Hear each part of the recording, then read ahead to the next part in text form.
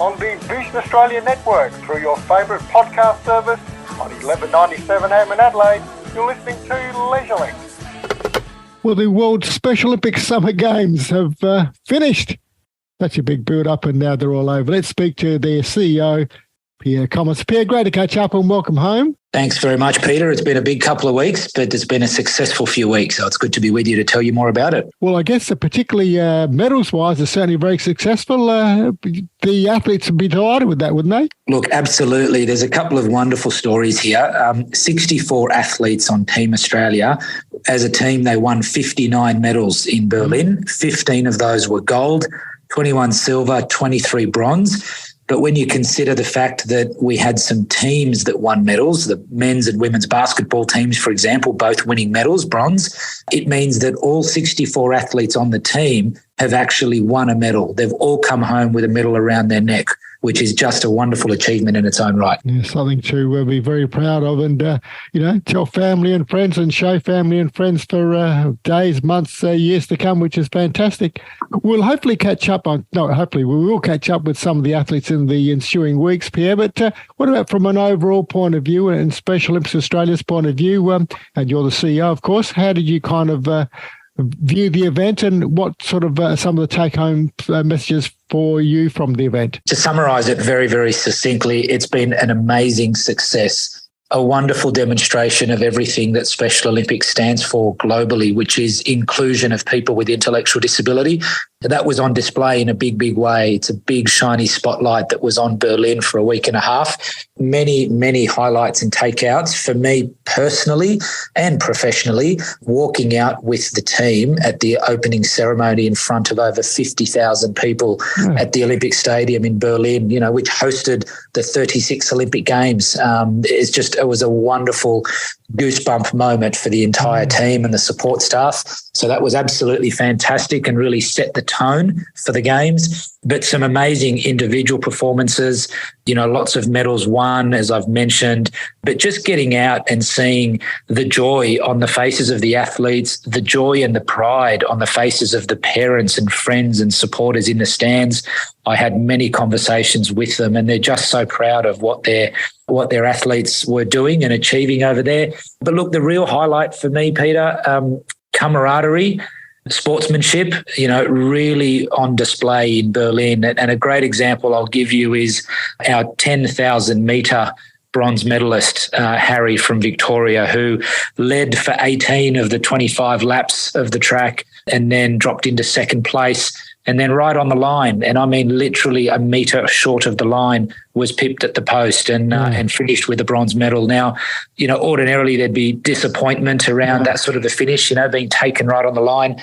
But my gosh, once he got himself up off the ground, just high fives and hugs and embracing and just celebrating with the other medalists in the event, it really did epitomise what Special Olympics and that real feeling of camaraderie was all about. Just a joyous, joyous occasion. What about Berlin and the country itself? How did it kind of handle it? 50,000 at opening ceremony. That kind of says it all almost, doesn't it? It was amazing. And I'm led to believe there were well over 300,000 spectators across the 8 or 9 days of competition as well. So the Germans in Berlin and those that flew into Berlin really did embrace Special Olympics. They really embraced and celebrated the athletes from all countries, from all 190 odd countries.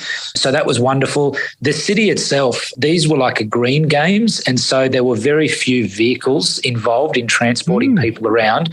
Everyone was encouraged to use public transport. Your accreditation made it free. I myself used the trains, the U train and the S train in all different directions, crisscrossing the city of Berlin. But it was wonderful. People would instantly see the Special Olympics logo or your accreditation and strike up a conversation about how it's transformed the city and how wonderful the movement was and how amazing the athletes have been in terms of their behaviour, the advocacy that they put on display and just the way that they conducted themselves.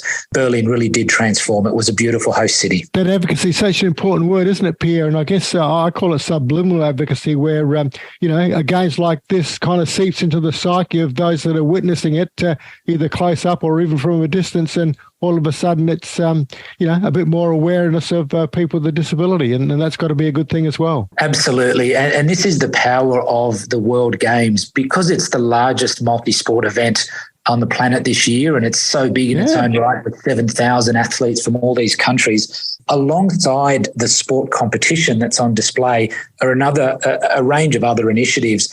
The Healthy Athletes program runs, and so athletes from all around the world can actually get health screenings across 7 different disciplines. So audiology, podiatry, dentistry, they can go get their eyes checked. So that runs for the entire duration, and thousands of athletes go through and get those checks, which is just wonderful from a preventative health perspective. But then importantly, at a sort of a government and ministerial level, you've got world leaders, senior ministers congregating in Berlin at the World Games for the Global Coalition of Inclusion, which Tim Shriver, our international chair, hosted. Many countries signing on to, a commitment to inclusion policies. And then alongside that, you've got our global youth leaders, our athlete leaders taking part in the Athlete Congress as well over many days and presenting a number of projects and initiatives that those athlete leaders are driving and leading within their own countries and sharing that with the rest of the world. So, symposia all over the place. There's so much activity and so much advocacy, as you said, for the movement and for the inclusion of people with intellectual disabilities. Gee, that sort of politician getting involved, government getting involved, I mean, that is so important because hopefully that trickles down to all forms of departments and different activities that the governments get involved with going forward. Absolutely. We know that sport is a wonderful vehicle to achieve so many things, but when you think about health, you think about both physical, mental health and well-being, the health department, the education department. There's just so many avenues for sport, and particularly sport for people with intellectual disability, in terms of inclusion. It ticks so many boxes. It can help deliver so many wonderful outcomes for government and for populations around the world. So we'll continue our efforts here in Australia to work closely with both federal and state governments, to secure that funding that we need to grow the movement and keep providing all the wonderful programs that we do. And the fact that the Games, the movement, if you like, started in America not that long ago in the overall scheme of things to now have 180, 190 countries competing, that says something, doesn't it? It's phenomenal. I'm sure I've told you this stat before, Peter, but to put it into perspective for your listeners, the Paralympics, which everyone knows because of its close connection to the Olympic Games, engages about 4,500 athletes. So when we watch on TV the Paralympics, 4,500 athletes. The World Games of Special Olympics engages 7,000 athletes. So just as an event in its own right, it's significantly larger. And as you said, having been around for about 50 years now, started by the Kennedy family in North America, came to Australia in the mid-70s, 1976, we kicked off here. It's just grown as a global movement and demonstrates the willingness of the population all around the world to choose to include. And here in Australia, we love everyone having a fair go. That's the culture we live by, and Special Olympics certainly brings that to life for as many people with intellectual disability as we can. Pierre, just before we go, every 4 years, aren't they? So has a venue been selected for 2027? It hasn't been confirmed as yet. I can say that the Winter Games in 2 years' time will be in Torino in Italy, which will be wonderful. And it's a beautiful part of the world to visit. But the next Summer Games in 2027, we have bid for the Games. So Australia put their hand up to host the Games here. We're currently very, very deep into that process, but I'm not going to make any firm commitments yet because the Games haven't been awarded.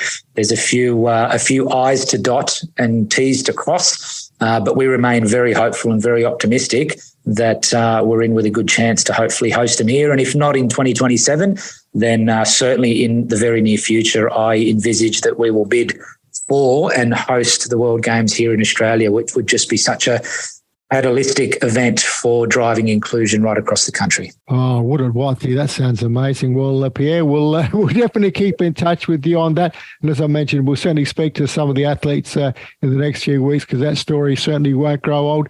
I know you're just back. I know you're at meetings. I know you've got plenty on your plate, so we appreciate you spending a little bit of time with us. And congratulations again to all. And thanks for speaking to us, Pierre. Thank you so much, Peter. Really appreciate the support, and we'll always be available to talk to the listeners and tell them a bit more. Well, I'll keep calling you.